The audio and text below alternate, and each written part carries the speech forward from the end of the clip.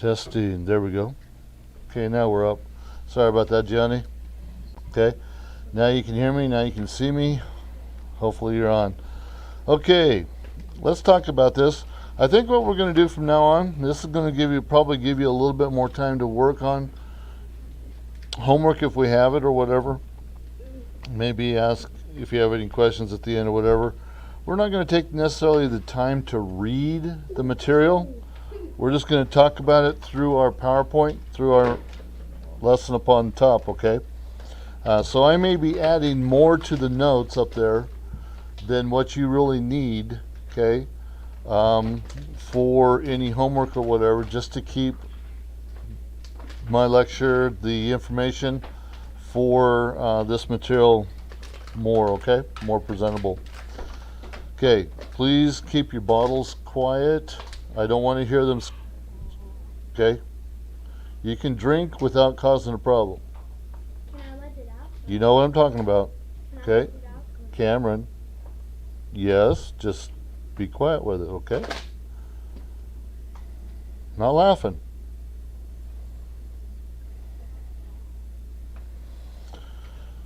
Okay. So, we are still talking about the category of victims and villains. Okay? Miniature. We didn't do this yesterday, did we? Yeah, we did. Oh, yeah, about the cow? Ariel missed it. Yeah, we talked about that. Okay. Sorry about that. Then we're on lesson 6. So we did get that. So let me switch it here. Guys, that's enough. Let me go lesson 6. What?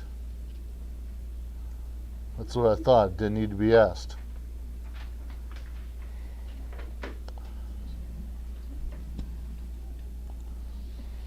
Okay. Okay, so lesson 6. Okay. Hunters in hiding. Okay? Now, so number 1, yellow fellows, hunters in hiding. Now, yellow fellows, you have any idea where we're going with this?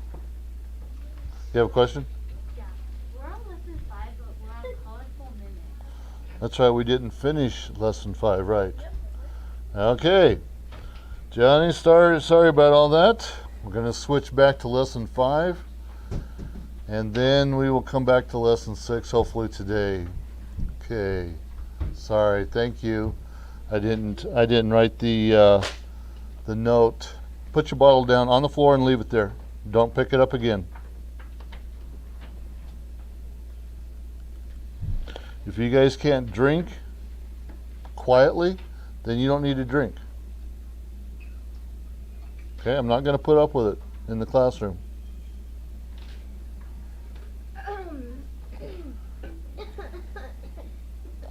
Okay, so Livy, stop me where we're at, okay?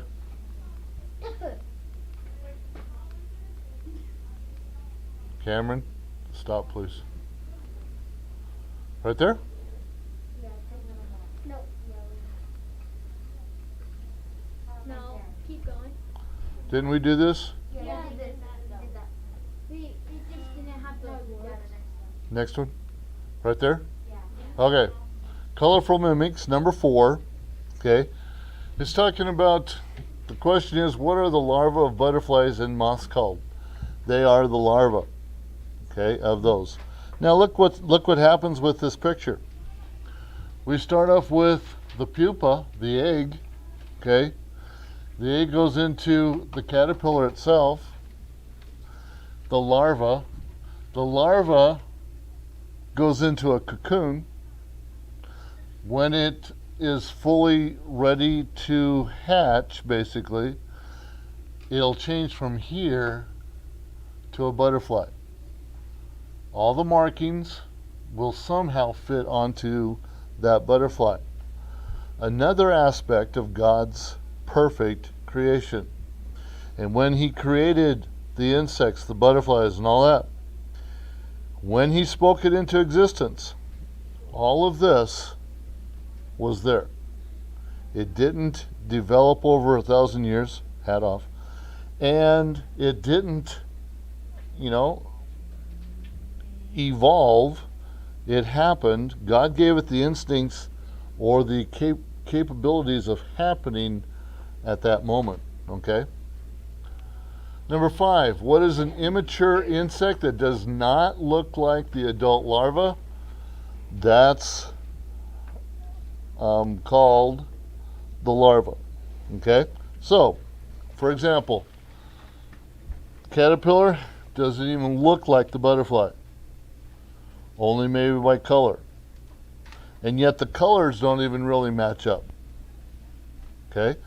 So the insect that looks or that doesn't even look like it's going to be the adult, that's called the larva. Okay?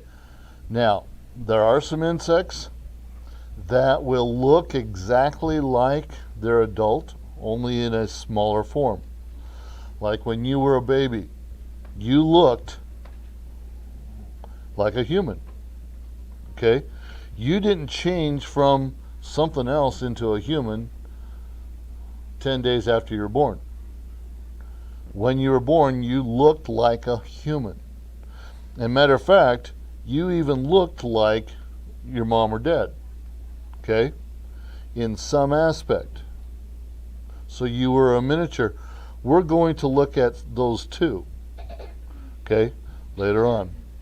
Okay, number 6. So how does God protect the victory butterfly?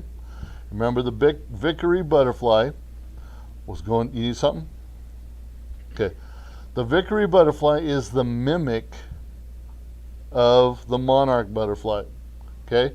And remember that this line right here is the only thing that is really the only thing that is different between the monarch and the victory butterfly.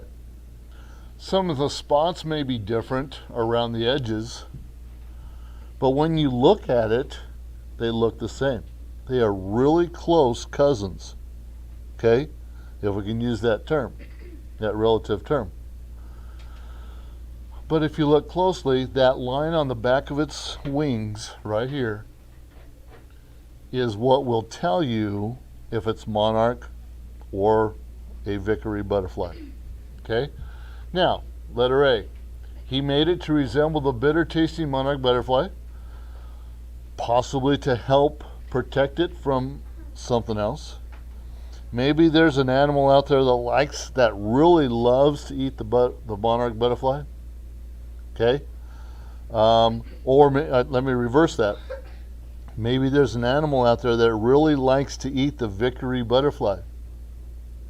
Okay?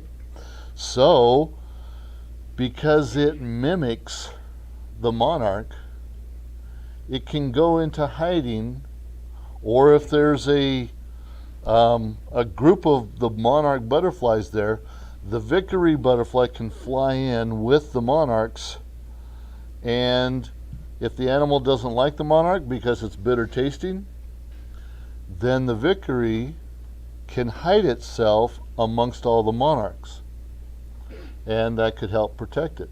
Okay? Now, letter B. He taught its larva to make leaf blankets for the winter. Okay? So, in the winter, it'll take the leaf, roll it up, and live in that leaf for the winter. Okay? Kind of like forming a cocoon at that point, but not really a cocoon, just a protective covering. Cameron? What kind of leaf do they get like? Really anything that will roll enough. So it's got to be at least a fresh leaf. So like a green hard one? Yeah. Joseph? I know that monarchs have to be on heavy. Have to be what? Hold on to your thought question.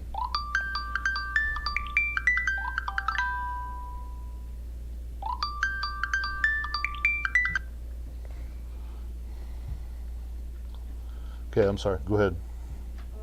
The mama have to be on a milkweed plant because that's what gives them that tasty. Okay. Okay, cool. Good. Okay, let's go on. Number 7. What means to move from one place to another with the changing of seasons? And that is migrate. Okay? Animals migrate from one location to another. Generally, it's migrate. Well, you can look at it both ways. Animals in the winter that are up north will migrate south because the south is warmer. So in the winter, they're going to migrate to a warmer climate.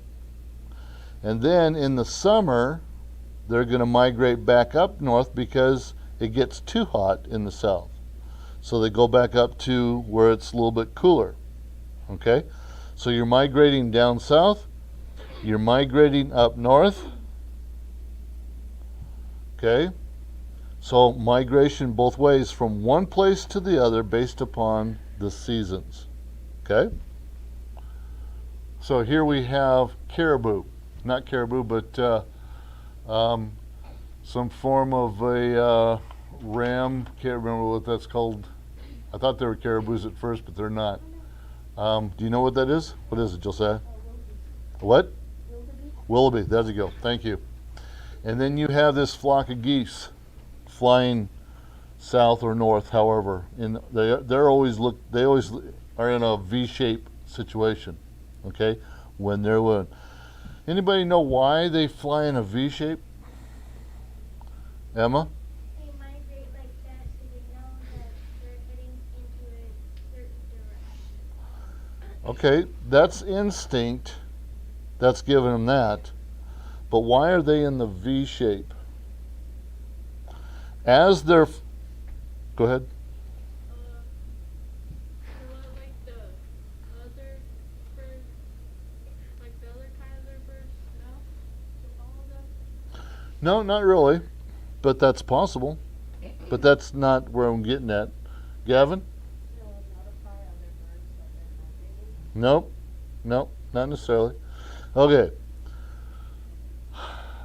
This makes the whole group of them aerodynamic. Okay? It's like a plane. A plane is sleek and the front of it is rounded so that when it goes through the air, it's breaking up the air particles. Okay? If it hits the wind, it's breaking up the wind and allowing it still to fly and at least fly a little bit easier. So when the geese fly like that, this front one is doing a lot of the work. Okay? Because he's breaking all of the wind barriers. Okay? He'll fly that way for a while. Then obviously he's going to get tired. So he's going to come off here, scoot back down, kind of maybe like what this one was. He's going to scoop down. Another one's going to take its place. Okay? And then he's going to scoop down or whatever. And so they keep the V shape. This one's hitting the wind and it's breaking off this way. And it's also breaking off this way. So these are getting less wind than him. These are even getting less wind than these two. And it just lessens the wind. The birds in the back, they still have to fly and they have to fly at the same speed so they can keep up. But they're not working as hard as the front ones are. Okay? To maintain their distance, they break it up that way so all of them have equal energy being wasted. So that's why they go into a V shape. The willoughbys, they just herd themselves. Okay? And a lot of times they have to cross these rivers. And as they migrate, okay, from one place to another, crossing these rivers, there's always a predator waiting for them someplace.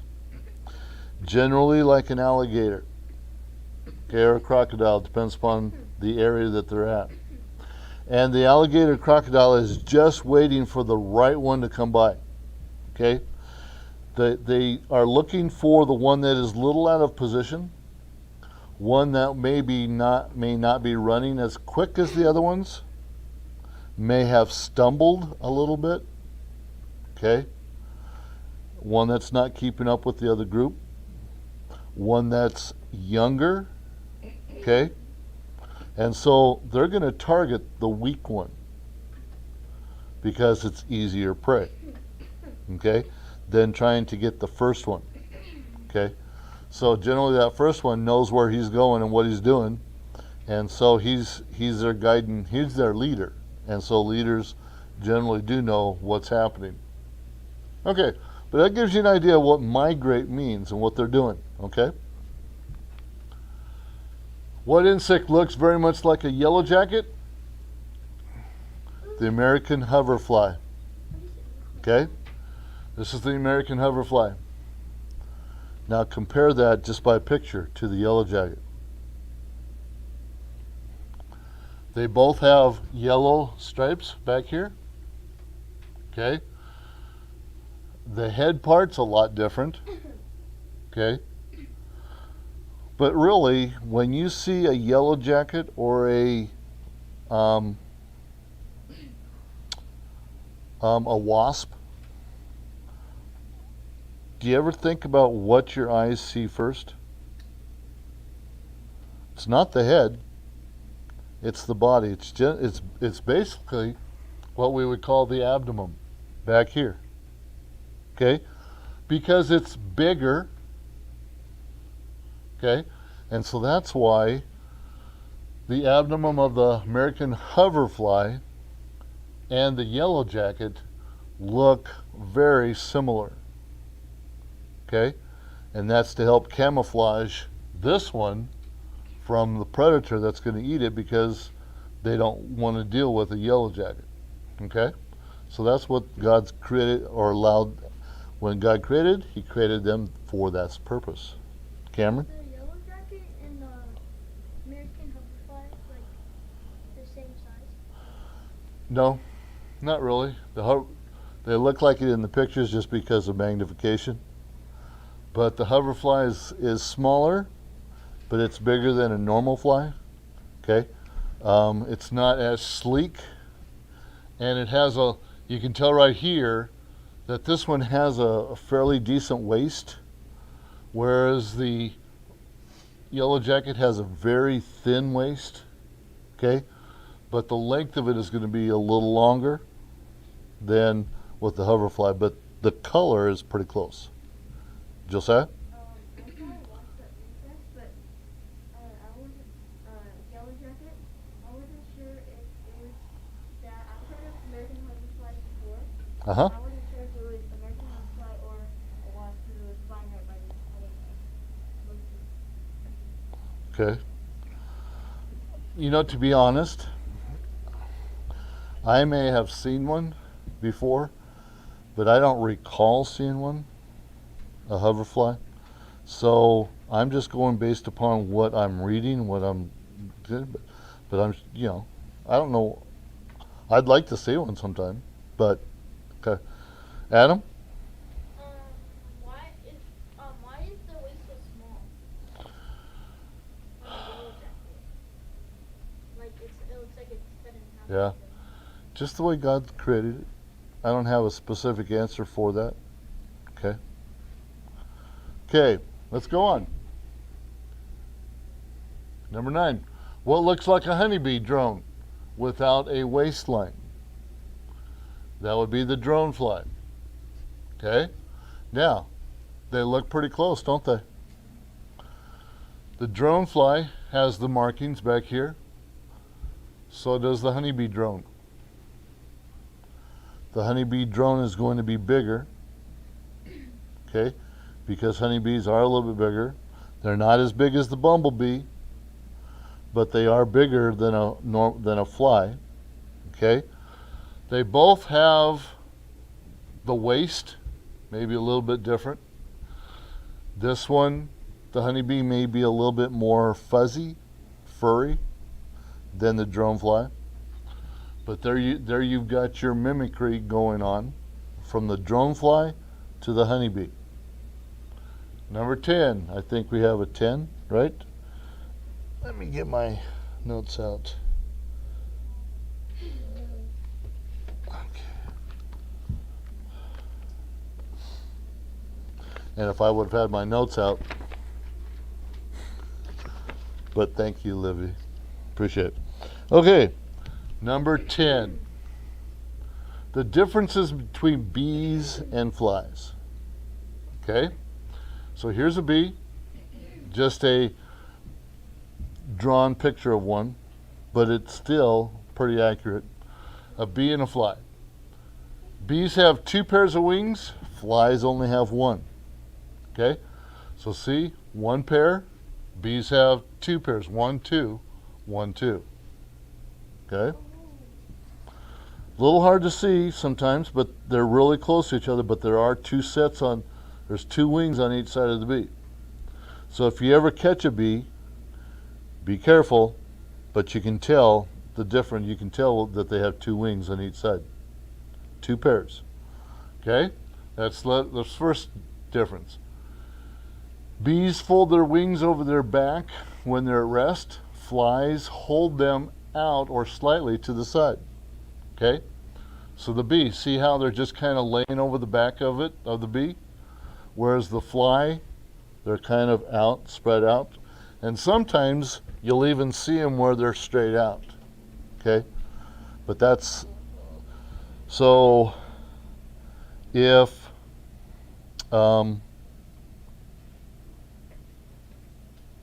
you saw a bee and a honey, or a bee and a fly land on here, you could see that they're resting, and you could see how they're holding their wings.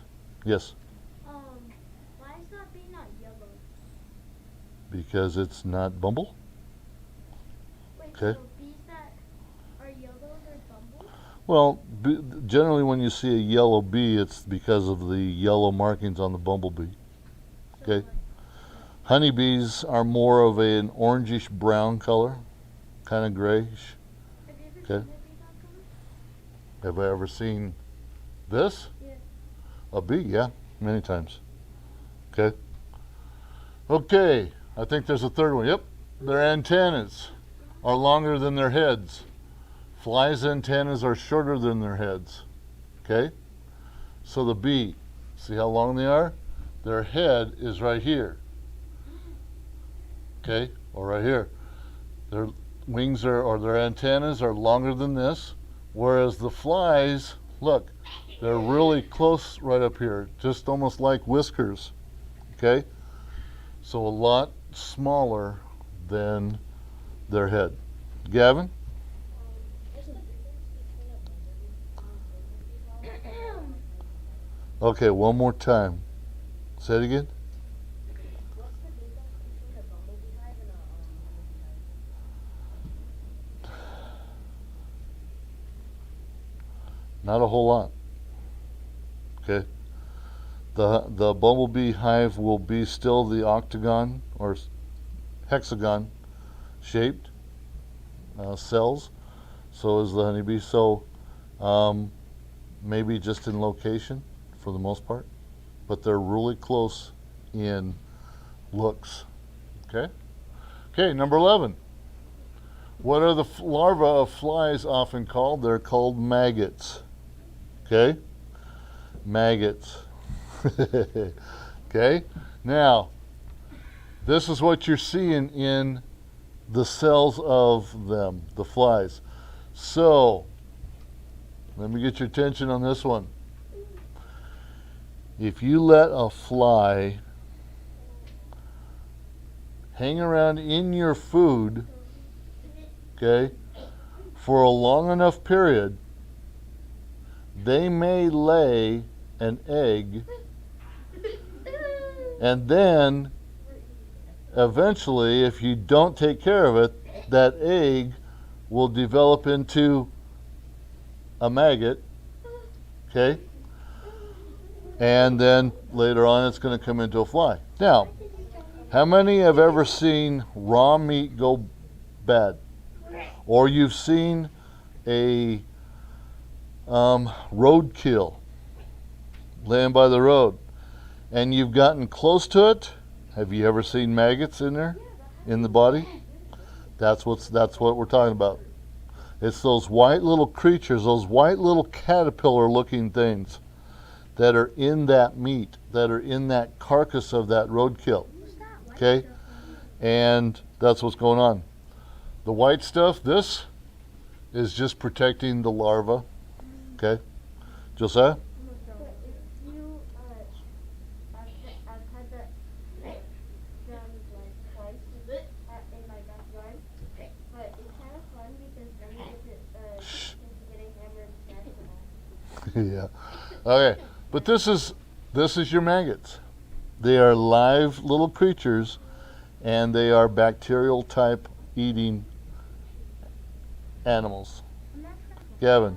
One time, like, a thousand-itis showed, like, my vents in my house, in the vents and stuff, and then they all just came out of it, and then it was super weird, but still, like, raining itis. Yeah. Okay. You know what? In some places, maggots are a delicacy. A delicacy is something that people like to eat. Okay. Are they good? And but animals love them. Okay. Sometimes they get into, they'll burrow into an animal and cause internal problems. Okay. And so then you'd have to take the animal to a vet or whatever to have them get pulled out of wherever they are burrowed into. But now, let me go back to my original story. For a maggot to develop in your food, that food would have to really decay. It would have to sit there a real long time, okay? And the decay part would have to go on. There would have to be a lot of flies coming in there and staying in there. And you're not protecting it or anything. You're not shooing the flies off. When you're at a picnic or sitting out here, maybe you have a fly that comes around and is constantly bothering you, lands on, your food or whatever. It's not good. But just because they landed isn't going to kill you, okay? Just because it landed on your sandwich doesn't mean that it's laying its eggs, okay? It's gonna take quite a while for that to happen. But what I wanted you to get is the picture of this happening. Where do the maggots come from? Why do they come that way? And it's because of the decayed meat. Shane? Do all bees produce honey and pollinate? I'm sorry, say it one more time. Do all bees provide honey and No. pollinate? No. No. Yeah. Yeah. Have you ever seen maggots? I've seen them. They're gross looking. Do you know anyone that eats them? No, I don't, but I've heard that they are a delicacy. Okay, Josiah, last question. Then we need to move on, finish this up. If you have maggots, it's good to have lizards around your house. Okay, they'll eat them. Yep. Okay, let's go into the bee killers. Okay, the bee killers. What is a bee killer? What's it called? It's called the robber fly. Okay, it's called the robber fly. Looks like a dinosaur. Theoretically, basically. It has green Okay. eyes. It also looks like a miniature, and here's the mimicking part, a miniature dragonfly. Okay. Okay. How does a bee killer kill a bee? The bee killer swoops down. Okay. Justin, what you doing, buddy? Okay. It swoops down, and with its long legs, it seizes its victim. Okay? Often catching it in midair, so it has to be really good. It has to be an outfield player catching it midair, okay? And then it sucks out its body fluids. Then throws the shell of the bug away, okay, of the bee,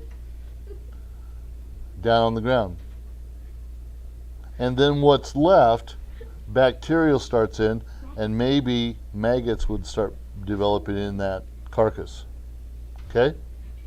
So it swoops down, it sees the bee coming, and it's flying over here, and it says, okay, here we go,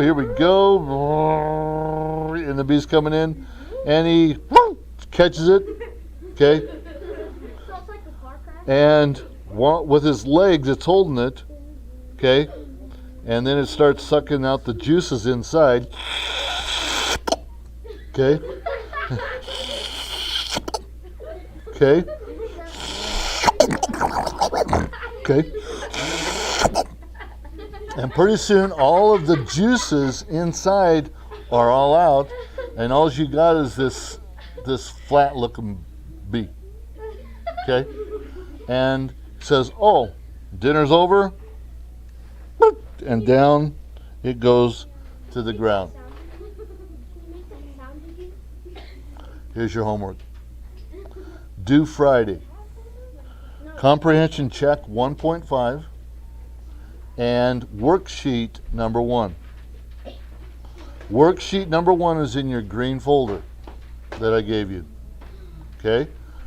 Your comprehension check is one of your last ones on, well, it's another one in the back of your notes, okay? That's pretty funny. Okay, Johnny, that's what your homework is, and then bring it in when you come on Friday or whenever you come. Shh. Okay? But you have two things that are, go ahead. You have two things that are due. 1.5, comprehension check 1.5, and then also your worksheet. I believe you have it. If not, please get in contact with me through the office, and I'll get that to you. But I think I gave you your packet of information or worksheet. Okay, but make sure you do, and if you don't, we'll get it. Okay, Johnny, that's it for today, and so we'll tune in tomorrow, same time, same station, same place. Okay, see you later.